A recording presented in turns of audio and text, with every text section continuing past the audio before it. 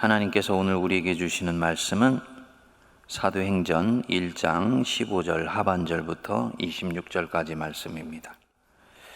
그때 베드로가 그 형제들 가운데 일어서서 이르되, 형제들아, 성령이 다윗의 입을 통하여 예수 잡는 자들의 길잡이가 된 유다를 가리켜 미리 말씀하신 성경이 응하였으니 마땅하도다. 이 사람은 본래 우리 수 가운데 참여하여 이 직무의 한 부분을 맡았던 자라. 이 사람이 불의의 삭스로 밭을 사고 후에 몸이 곤두박질하여 배가 터져 창자가 다 흘러나온지라. 이 일이 예루살렘에 사는 모든 사람에게 알리어져 그들의 말로는 그 밭을 아겔마다라 하니 이는 피밭이라는 뜻이라. 시편에 기록되었으되 그의 거처를 황폐하게 하시며 거기 거하는 자가 없게 하소서 하였고, 또 일렀으되 그의 직분을 타인이 취하게 하소서 하였도다.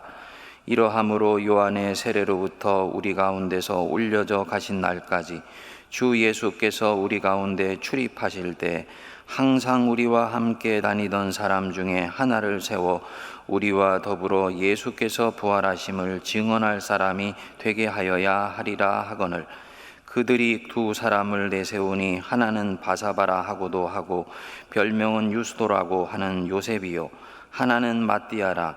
그들이 기도하여 이르되, 뭇사람의 마음을 아시는 주여, 이 두 사람 중에 누가 주님께 택하신 바 되어 봉사와 및 사도의 직무를 대신할 자인지를 보이시옵소서.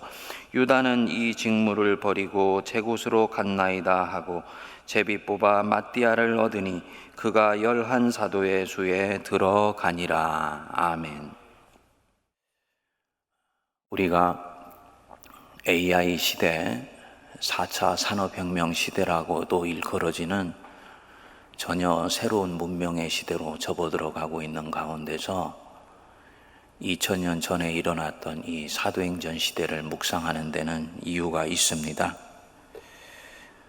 이 2000년 전에 일어났던 놀라운 영적 부흥의 역사, 한 사람의 심령이 새로워지게 되고 그 새로워진 심령이 모여있는 교회 안에 엄청나게 일어났던 놀라운 부흥의 역사는 오늘도 재현될 수 있고 반복될 수 있기 때문입니다.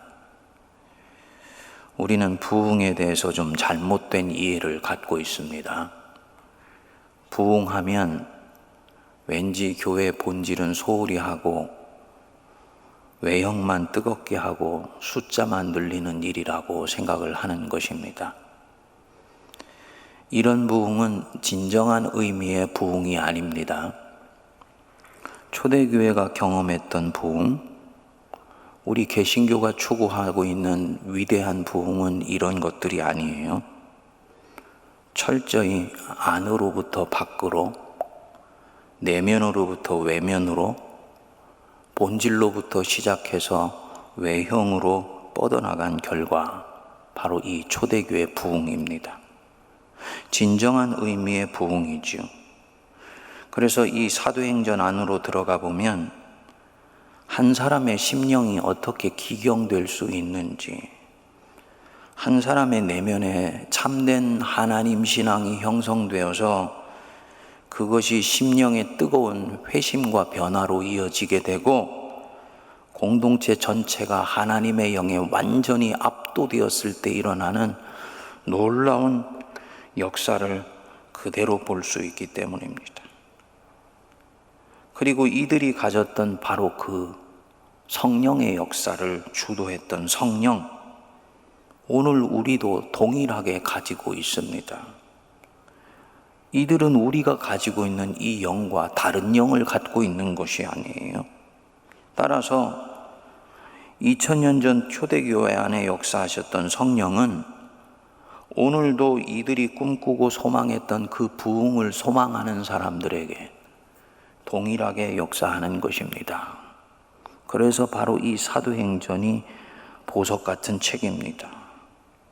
오늘 우리 한국교회가, 그리고 우리 세문안교회가 무엇보다 내 자신이 심령의 부흥이 간절히 필요로 되는 시점에 있기 때문입니다. 그리고 이 사도행전 1장, 2장은 초대교회의 모태가 되는 예루살렘 교회가 어떻게 명실상부한 하나님의 새 언약의 공동체로 태동하게 되는지 그 배경이 그려지고 있습니다. 그리고 이 누가는 1장, 2장에서 명료하게 반복해서 메시지를 던집니다. 진정 교회가 성령께서 일하시는 교회가 되기 위해서 사람이 움직이는 교회가 아니고 성령께서 사람을 움직이셔서 당신의 일을 하시는 교회가 되기 위해서 하나님은 어떻게 사전정지 작업을 해나가시고 있는지 그 과정을 명시적으로 혹은 암시적으로 보여줍니다. 지난주에 우리가 묵상했던 마가의 다락방에서 120명의 제자들이 모여 기도하기 시작했다. 이것은 성령께서 마음껏 일하시는 교회가 되기 위해서 기도가 얼마나 중요한지를 명시적으로 보여주는 대목입니다. 오늘은 성령께서 움직이시는 교회가 되기 위해 그 안에 있는 사람들이 어떤 성도가 되어야 되는지를 암묵적으로 가르쳐주는 대목입니다. 기도하는 중에 베드로가 일어나서 12사도 중에 이탈한 가룟 유다의 자리를 대신할 사람을 세워야 한다고 말을 합니다. 자신들에게는 꽤 아픈 대목을 지금 노출시키고 있는 것입니다. 자신들과 함께 있었던 동료 하나가 자기 스승을 배반하고 팔아넘겼다? 그 자체가 이 제자 공동체에게는 큰 상처이고 고통이었겠지요? 그뿐이 아닙니다. 예수님의 공생의 마지막 순간을 떠올리면 이 12명의 사도 중에 누구도 마음 편한 사람이 없습니다. 모두가 결정적인 순간에 자기들 살겠다고 스승을 버리고 도망갔기 때문입니다. 가룟 유다와 11명의 차이가 있다면 하나는 도를 넘어버렸고 나머지 11명은 좀 덜 했다는 차이밖에 없습니다. 양의 차이이지 질의 차이가 아니었던 것입니다. 그렇기 때문에 이 11명 중에 누구도 예수님 앞에서 당당히 고개를 들고 말할 수 있는 사람은 없습니다. 할 수만 있다면 이런 얘기는 꺼내고 싶지 않은 것이지요. 직면하고 싶지 않기 때문입니다. 그런데 베드로가 이 유다 얘기를 꺼냈습니다. 나는 그를 모른다 하고 3번이나 부인했던 사람이 스승을 팔아넘긴 사람의 죽음에 대해서 말하면서 그를 대신할 사람을 세워야 한다고 말을 하는 것입니다. 내로남불이 아니죠. 요즘 정치인들이 잘하는 유체이탈 화법도 아닙니다.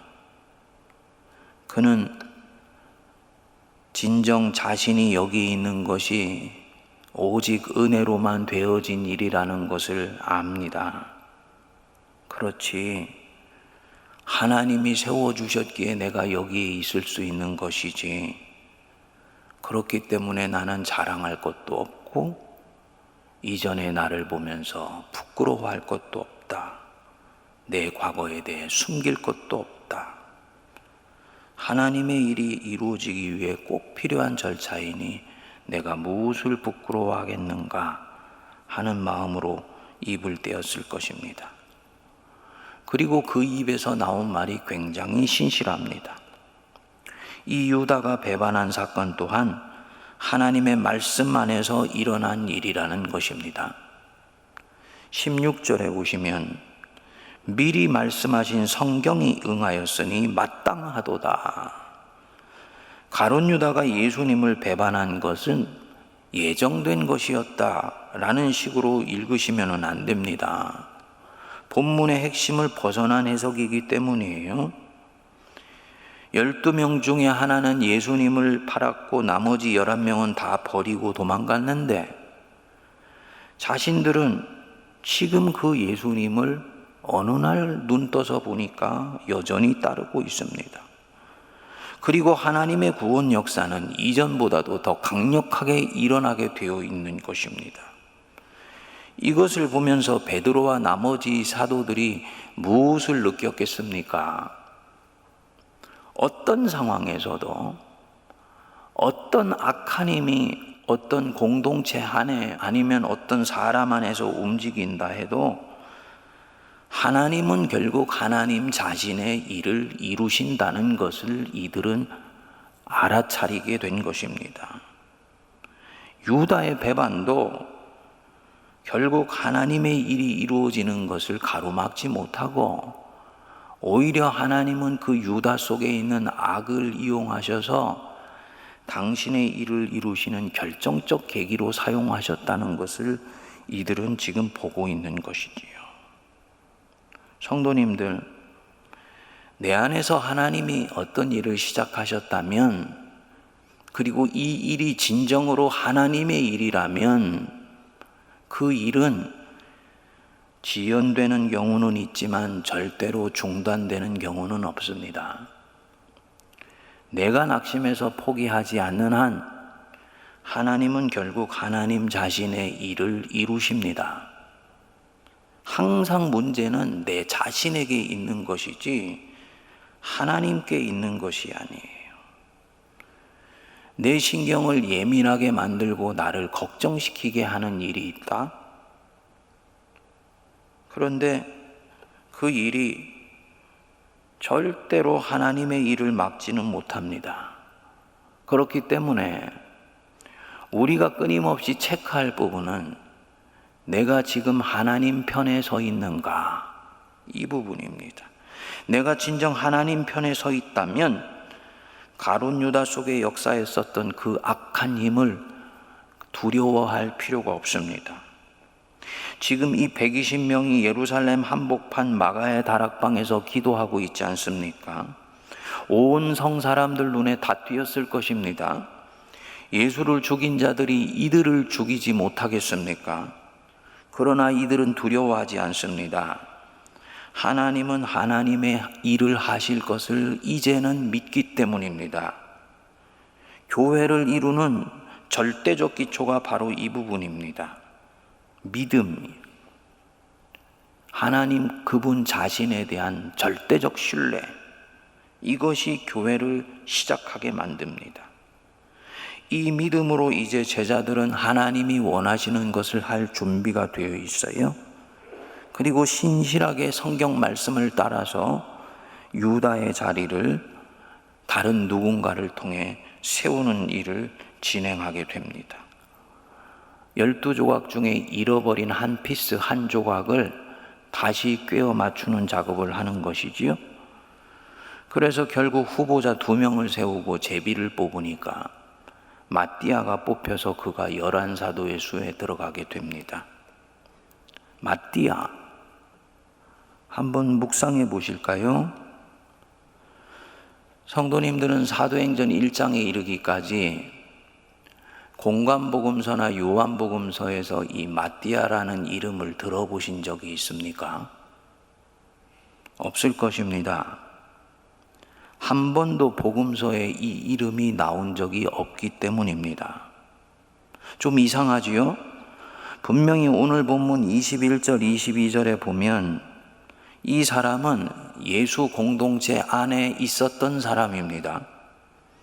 제자 중에 한 사람이었습니다. 베드로가 사도가 될 조건을 말하는데 2가지를 말합니다. 첫 번째로 21절 뒷부분에서 22절 앞부분에 보면 요한의 세례로부터 우리 가운데서 올려져 가신 날까지 주 예수께서 우리 가운데 출입하실 때 뭐라 그랬습니까? 항상 우리와 함께 다니던 사람, 예수님과 함께 있으면서 보고 듣고 배우고 같이 살았던 사람, 사도가 되는 첫 번째 조건이다. 그러니까 사실 사도 바울 같은 이는 본래 사도가 될 수 없는 사람이죠. 둘째 22절 뒷부분입니다. 우리와 더불어 예수께서 부활하심을 증언할 사람, 즉 예수 부활을 목격한 사람입니다. 사도적 신앙이다 했을 때 가장 중요한 부분은 예수 부활에 강철 같은 확신을 가지고 있는 사람이고 그 부활을 증언하는 신앙입니다. 현대 교회가 이 과학적 세계관에 의해서 급격히 흔들리는 부분이 바로 이 사도적 신앙이죠. 그러니까 이 마띠아는 늘 예수님을 따르는 공동체 안에 한 사람으로 살았었습니다. 그 역사의 현장에 항상 있었던 사람이에요. 하지만 두드러지지도 않았고 예수의 총애를 받지도 않았으며 그렇기 때문에 이 공동체에 큰 기여를 한 사람도 아닌 것처럼 보였습니다.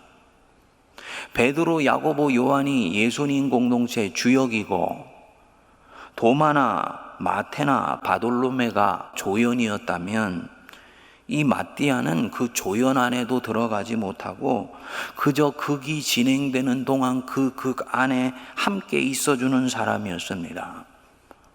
존재감이 드러나 보이는 사람이 아니었어요. 그래서 공관복음서에 이 사람의 이름을 찾을 수가 없었던 것이지요. 그런데 어느 날 갑자기 유다의 자리를 대신하는 사도의 두 후보 중 한 사람으로 지목이 되게 됩니다. 처음에는 아무도 이 사람을 소중히 여겨주지 않았는데 이 11 사도들은 그를 눈여겨보고 있었다는 것을 말하는 것이지요. 그리고 이들이 기도를 한 후 제비를 뽑아 한 사람의 이름을 택하게 되었는데 그게 바로 이 마띠아입니다. 누가는 초대교회 마띠아 선택이 기도하고 하나님이 역사하실 공간을 만들어 드린 결과였다. 그게 바로 제비였다. 이 마띠아가 선택된 것은 사람의 일이 아니고 하나님의 일이었다라는 것을 지금 증언하려고 합니다. 우리가 질문할 수 있지요. 그러면 하나님은 총기가 있었던 것도 아니고 두드러지지도 않았고 공동체에 큰 기여를 한 사람도 아닌 것 같았는데 이 마띠아의 무엇을 보시고 12 사도의 반열에 들기에 충분한 사람이라고 보셨던 걸까? 하나님 보실 때 이 마띠아는 자리를 지킨 자였습니다. 자리를 지킨 자. 비가 오나 맑을 때나 잔잔할 때나 폭풍이 칠 때나 풍족할 때나 굶을 때나 자신이 있어야 되는 그 자리를 지킨 사람. 스승이 혜성같이 이스라엘의 영적 세계에 드러나게 돼서 주목을 받을 때도 들뜨지 않고 묵묵히 자리를 지킵니다. 스승이 죽는 순간에 아직 악하고 약하여서 잠시 주님을 버리고 도망했지만 그분이 나타나서 불러주셨을 때 그때부터 자신이 있어야 되는 자리를 신실하게 지켰습니다. 성경에서 마띠아에 대해서는 한마디도 묘사를 하지 않지만 아주 겸손한 사람이었어요. 화려하기보다는 은은한 사람이었습니다. 오래 있으면서 그 가치가 드러나는 사람이지요. 마띠아라는 뜻이 이 아람어로는 하나님이 주신 자라는 뜻입니다. 아마도 부모님이 오랫동안 기도한 끝에 얻게 된 아들이 아닐까 생각합니다. 그리고 그 이름의 연원처럼 마띠아는 세월이 지나면서 신앙의 진국이 드러납니다. 그리고 주변에서도 마침내 신뢰받고 사랑받았던 거예요. 사실 이 마띠아 같은 스타일과 대척점에 서 있었던 스타일이 가룟 유다였습니다. 마띠아보다 훨씬 총명했습니다. 그래서 예수님 눈에 금방 띄게 되고 전대를 맡는 회개 업무를 보았지요. 그만큼 세상 물정에 밝고 명석했던 것입니다. 늘 존재감이 부각되었었습니다. 여인이 향유컵을 깨어 예수님 발을 닦아드리는 것을 보고 말했었지요. 이것으로 가난한 사람들에게 나눠주는 것이 더 좋았겠다. 뭘 뜻하겠습니까?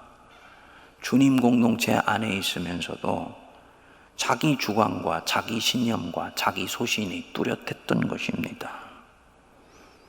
오늘날 현대인들이 대단히 선호하는 스타일이 사실 바로 이런 스타일 아닌가요? 그런데 누가는 이 스타일의 인생, 이 가룟 유다 같은 스타일의 인생이 어떻게 마무리될 수 있는지 툭 던지면서 우리에게 암시를 합니다. 25절 뒷부분에 보시면 유다는 이 직무를 버리고 제 곳으로 갔나이다. 제 곳으로 갔나이다. 지금 있는 자리를 지켜내지 못하고 견뎌내지도 않고 그러려고 하는 마음도 먹지 않고 본인이 원하는 스타일과 맞지 않다 생각했을 때 제 곳으로 갔다. 영어 성경의 표현이 기가 막힙니다. Judas left to go where he belongs. 자기가 본래 속해 있던 곳으로 떠나버렸다. 자기가 본래 있었던 그 집단으로 떠났다는 얘기인가?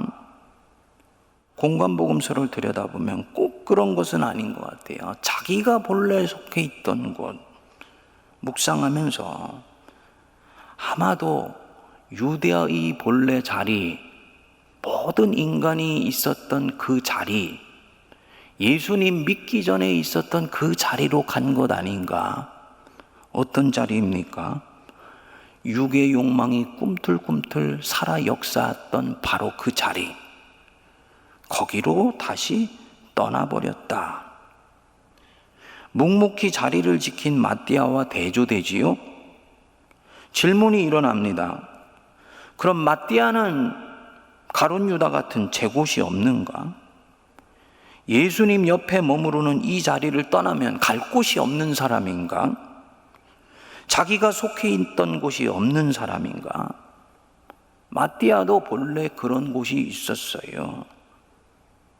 하지만 이 사람은 예수님을 만난 순간부터 자기 돌아갈 자리를 마음에서 불태워버렸습니다.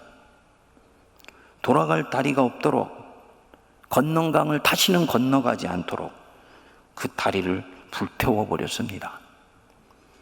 예수 옆에 머무르며 자기의 운명을 예수님 탄 배와 함께하기로 결정했기 때문입니다. 묵상해 볼수록 귀한 사람이에요.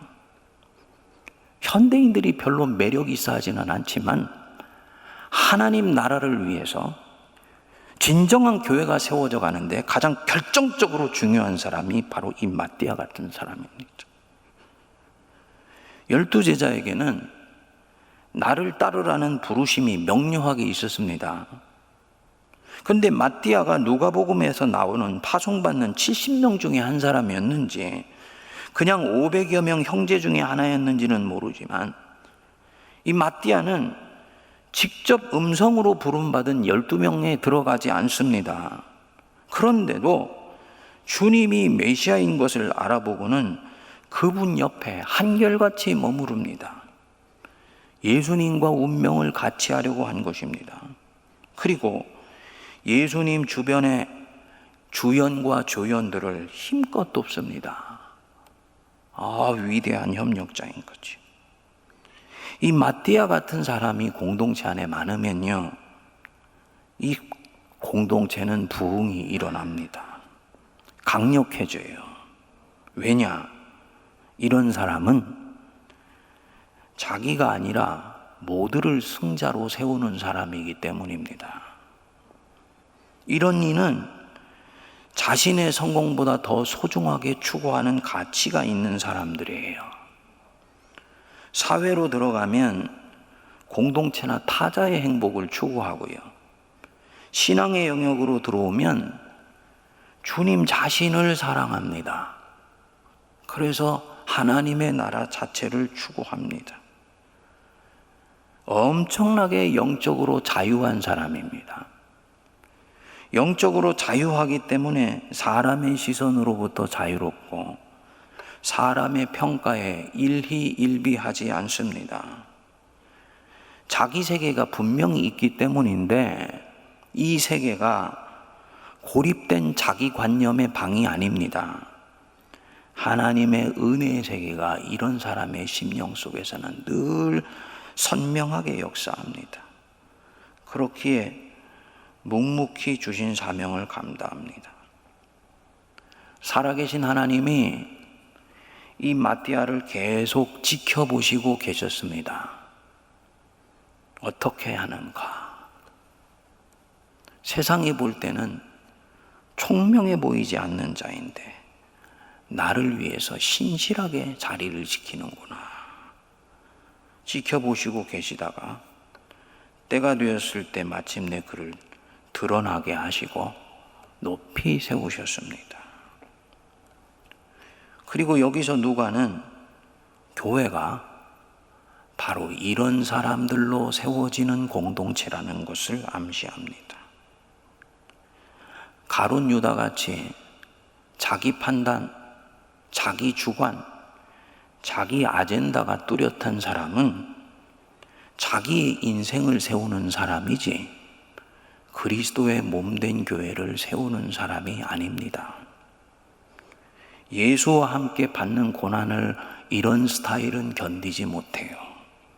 그래서 결국은 자기 것을 추구하는 바로 그곳으로, 제 곳으로 돌아가게 됩니다. 교회라는 그룹이나 조직이나 혹은 공간 안에 머무른다 할지라도 사실 그는 이미 제 곳으로 가 있습니다.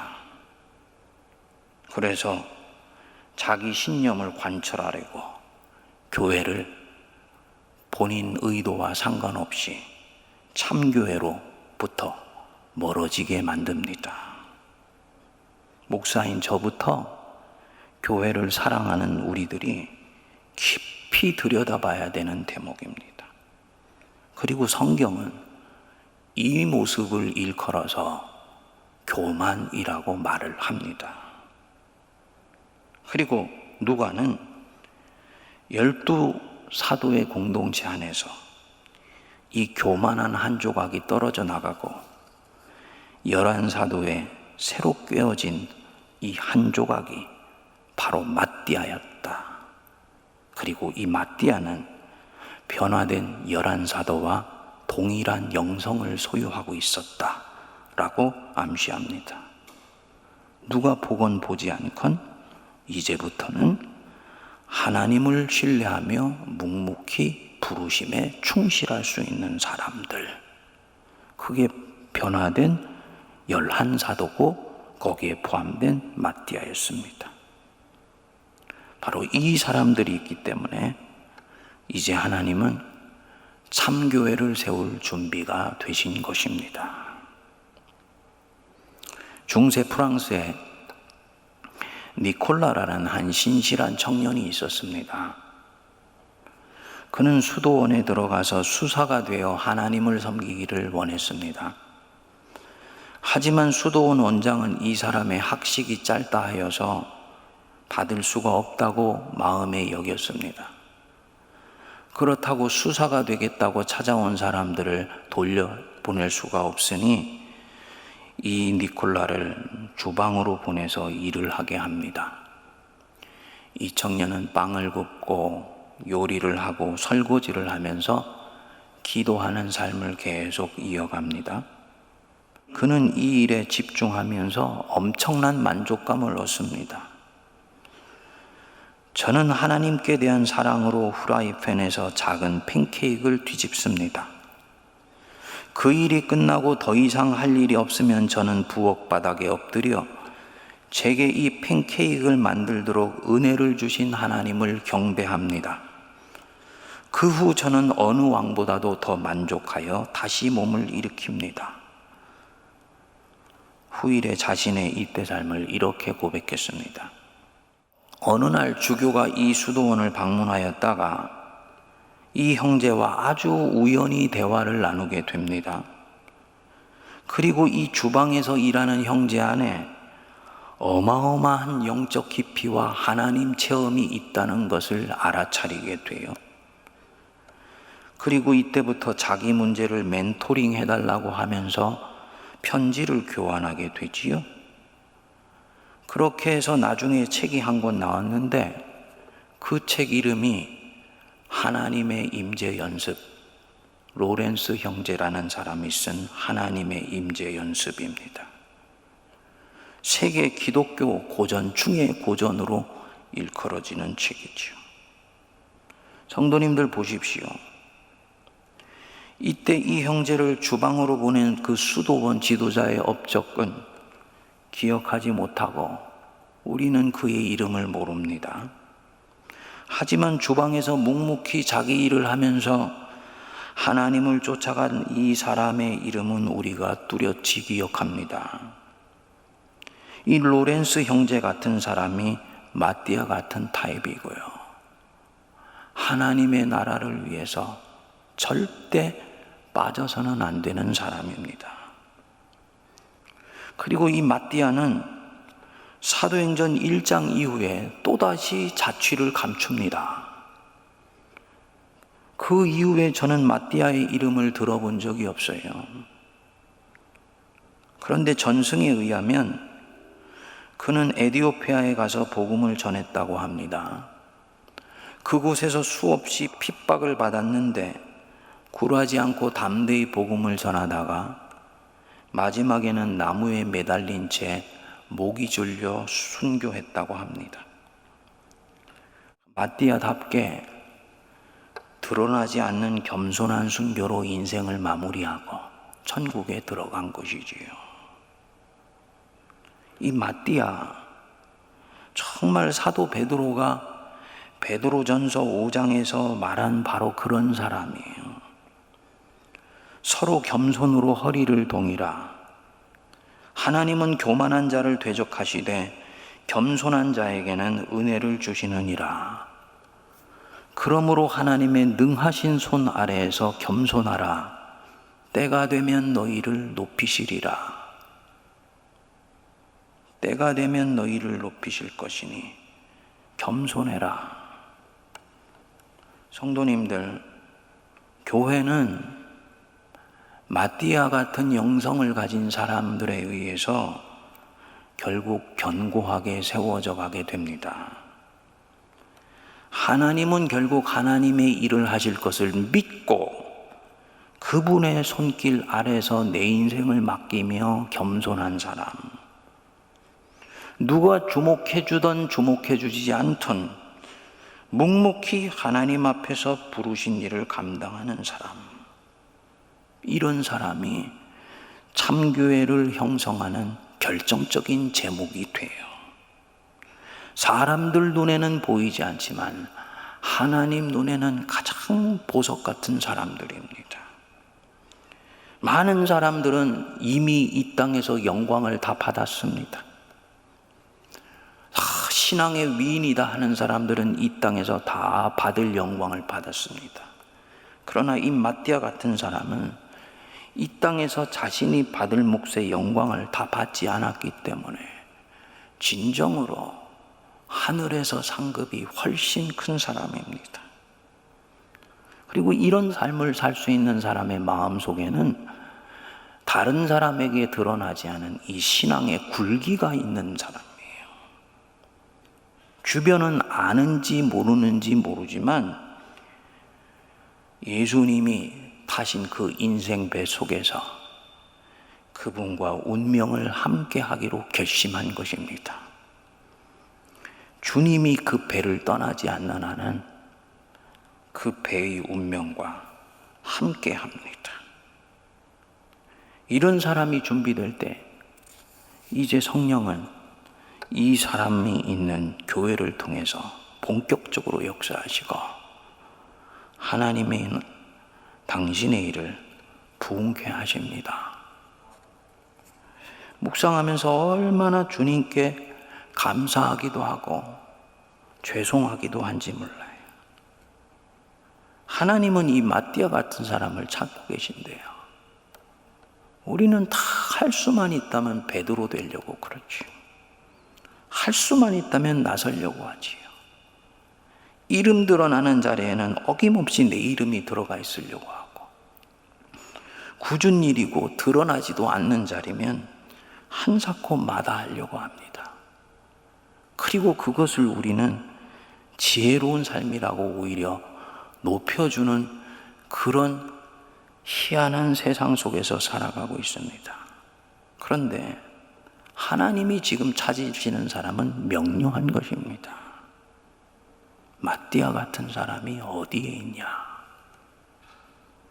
여러분, 2021년 이해 말씀의 세계 속에서 깊이 파고 들어가서 마띠아가 가졌던 이 영성, 예수께서 타신 배와 자기의 운명을 함께하기로 결심할 수 있는 그 영성을 내가 간직하고 기도의 깊은 삶으로 은혜의 높은 세계로 들어가서 묵묵히 자기 신앙을, 자기의 자리를 감당하는 복된 성도들, 하나님이 찾으시는 바로 그런 사람 되실 수 있게 되기를 기도합니다. 기도하겠습니다.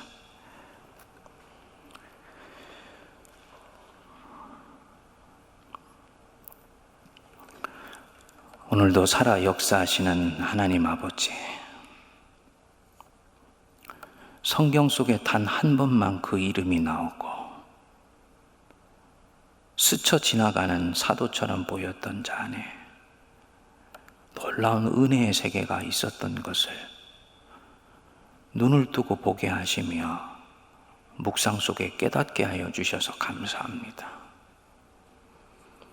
한 번 보이고 가버리는 인생 같으나 하나님은 때가 되었을 때 이 사람을 높이셨고 그 한 판의 인생을 멋지게 살 수 있도록 또한 드러내 보이셨으며 때가 되셨을 때는 또 숨기셔서 신앙이 가야 되는 길이 어느 길인지를 보여주시니 감사합니다. 가룟 유다처럼 자기 주장과 자기 아젠다와 자기가 이루려고 하는 인생에 대한 소망으로 가득 차 하나님의 것을 이루려는 일에 무뎌져 있는 저희들을 흔들어 깨워주시고 이 마띠아처럼 하나님과 함께 묵묵히 주께서 부르신 자리를 지키며 예수께서 타신 배와 운명을 함께하는 마띠아 같은 인생을 살 수 있도록 우리에게 은혜를 내려 주옵소서. 예수님 이름으로 기도하옵나이다. 아멘.